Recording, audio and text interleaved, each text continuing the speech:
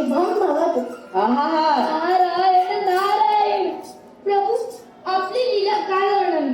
वारा वाहतो आपल्यामुळे, पाऊस पडतो आपल्यामुळे, दिवसाची रात्र रात्रीचा दिवस असे पृथ्वीचे चक्र चालू राहतं आपल्यामुळे.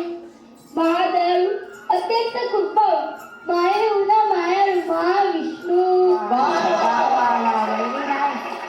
आम्ही प्रसन्न झालो. आपण माझी इतकी स्तुती करत आहात, मग या स्तुतीचे खरे कारण आम्हाला सांगा. काय आहे आपल्या मनात? नारायण नारायण. प्रभू आपण तर अंतर्ज्ञानी आहात. गोष्ट करण्याआधी त्या गोष्टीचे ज्ञान आपणात असते. मग माझ्या मनात काय चालले याची कल्पना आपणास कसा विकार.